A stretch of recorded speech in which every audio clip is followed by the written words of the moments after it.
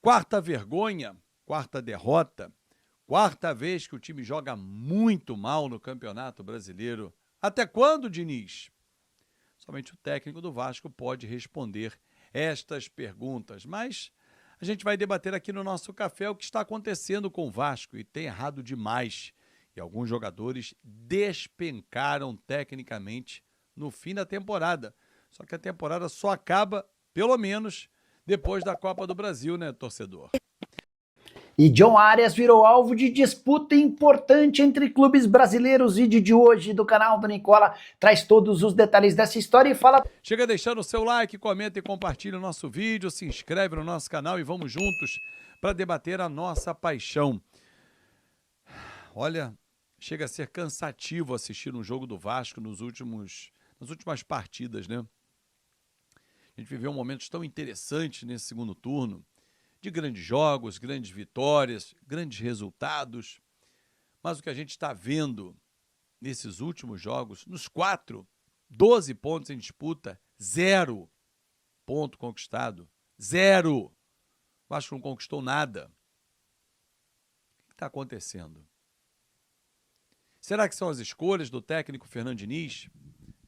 Será que passa pelo declínio técnico de alguns jogadores e de peças importantes?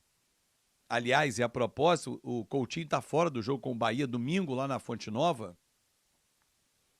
Vasco que está só caindo na tabela, já chegou a sonhar com o G7, hoje é o 12º lugar, pode ser ultrapassado por Ceará e Corinthians e terminar bem mais perto em termos de posição da zona de rebaixamento.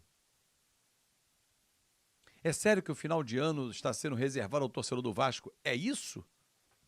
Não pode. O técnico Fernando Diniz, que gosta de discussões mais amplas e tal, e eu proponho algumas discussões mais amplas, Diniz. Por que o Vasco não alterna o seu esquema tático? Por que tem que ser um time previsível?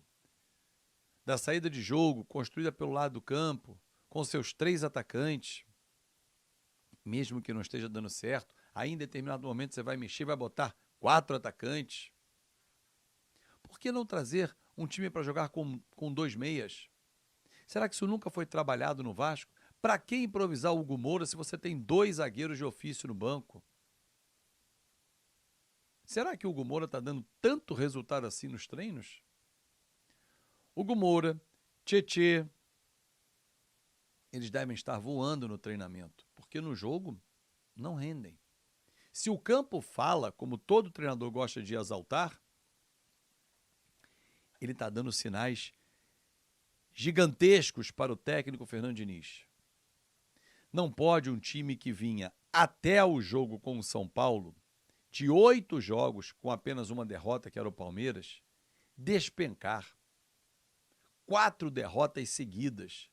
É uma afronta à inteligência de qualquer torcedor. A forma apática como o time tem encarado os seus adversários. Todo fim de jogo e pós-derrota, 10 gols sofridos e apenas 1 marcado, o saldo agora é até negativo. Aquele discurso, não, nós temos que nos unir mais, buscar as explicações, encontrar o caminho das vitórias. Só que o tempo está passando. O Vasco está estacionado nos 42 pontos. Não acho que vamos rebaixar, mas a gente começa a se aproximar da posição de rebaixamento. E terminar na segunda página do Campeonato Brasileiro será uma vergonha para esse time. Um time que tem uma folha salarial na casa de 15 milhões de reais, é uma vergonha terminar na segunda parte da tabela de classificação do Campeonato Brasileiro, onde estamos hoje. Não pode. Esse time tinha que estar, pelo menos, miseravelmente, na 10ª posição. Com os reforços que chegaram na segunda janela, o time elevou. Só que despencou. Subiu, bateu no teto e caiu. Dia 7, termina o Campeonato Brasileiro. Dia 11, tem a primeira partida contra o Fluminense, que, aos trancos e barrancos, vem conseguindo ótimos resultados. Ontem venceu o Flamengo, empatou com o Cruzeiro fora de casa e vai pegar o Palmeiras na próxima rodada. Se o Vitória amarrou o Palmeiras ontem, imagina o Fluminense amarrando o Palmeiras no próximo fim de semana. Será que vem grandão para jogar contra a gente? Ontem na coletiva foi perguntado ao técnico Fernando Diniz se o time está focado no Brasileiro. Ele disse que não, que o pensamento agora é o Bahia, é jogo a jogo, ainda restam 4 partidas. Mentira, Diniz. O time não está mais focado no Brasileiro. Se tivesse, não entrava como está entrando. E você, à beira do campo, precisa fazer as correções. A nossa leitura de jogo tem sido muito equivocada e demorada. Agora, claro, e aí concordo, o Diniz não vai dizer isso publicamente, mas também quem está entrando, meu Deus do céu, hein? Que tiriça, que nhaca. David, Thiago Mendes, Matheus França. Porra, rapaziada, vocês entram para tentar pelo menos manter o nível. Ah, Fábio, tava uma nhaca, ficou uma nhaca. Ah, ok. Vamos brigar pela parte do copo meio cheio. Não para fazer isso. Pô, o Thiago Mendes errou passe lateral. O Barros erra uma bola para dar no Nuno Moreira no primeiro gol. O Coutinho domina, morto. Culpa do Diniz não ter tirado o Coutinho antes. Perde num giro. Pô, não dá, cara. Se não fosse o Léo Jardim, o Vasco teria voltado de Porto Alegre com uma derrota de 4, 5 gols mole no lombo. Vamos para 20 anos sem vencer o Grêmio lá. Ah, é muito difícil. Desculpa. Esse time do Grêmio, que ultrapassou o time do Vasco ontem com essa vitória, ele é inferior ao Vasco. Só que o Vasco se coloca de uma forma inferior aos adversários. 26 finalizações do Grêmio, 9 no alvo. Sabe quantas do Vasco? 5, só 2 no alvo. Primeiro chute na direção do gol, pasmem, foi aos 30 minutos do segundo tempo do Ryan, que caiu demais também nos últimos jogos. Ryan, Nuno, Tietê, Hugo Moura, o próprio Verratti, excetuando o jogo do Bragantino. Porra, não é possível. Tanta gente caindo, tem uma questão coletiva na jogada também. Vasco e Bahia, domingo, na Fonte Nova. Amigos, se a gente não voltar derrotado, vai ser lucro. Com a bolinha que o Vasco está jogando, esquece. E vamos juntos, porque aqui ninguém larga não, hein? Aqui ninguém abandona. Ontem eu fechei a live mais cedo, revoltado, preferi esfriar a cabeça. Ainda não consegui dormir, mas estou ainda da vida. Mas estamos juntos. Eu não largo o Vasco, porque há 48 anos eu torço para a minha paixão, que é a sua também, que é ser Vasco. E nós vamos empurrar esse time.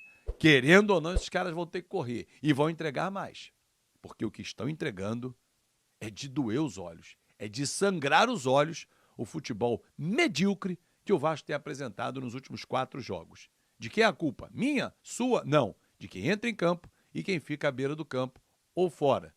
Todos que estão no Vasco eram elogiados pelo grande momento, agora pelos 4 jogos que vem fazendo dessa forma, não é o resultado. Eu não estou questionando o resultado. Resultado é a consequência da atuação. Ridícula, medíocre. E isso é inadmissível, inaceitável. Ou, como disse o presidente uma vez, inegociável. Grande abraço e até mais tarde. Bora fechar o vídeo para falar sobre John Arias. O meio atacante colombiano está sendo, sim, disputado por 3 clubes brasileiros. Fluminense, Palmeiras e Flamengo estão bastante atentos a toda a dificuldade de Arias com a camisa do Wolverhampton. Ele se mudou na metade desse ano para o clube inglês e por lá nada deu certo. Até aqui, 12 jogos, nenhum gol e nenhuma assistência. Para piorar, o Arias ainda virou reserva. Ele saiu no intervalo da derrota para o Fulham por 3-0, contra o Chelsea na última rodada antes da data FIFA, nem sequer saiu do banco de reservas. Para piorar, o time dele, o Wolverhampton, é lanterna do campeonato inglês. 2 pontos conquistados depois de 11 rodadas.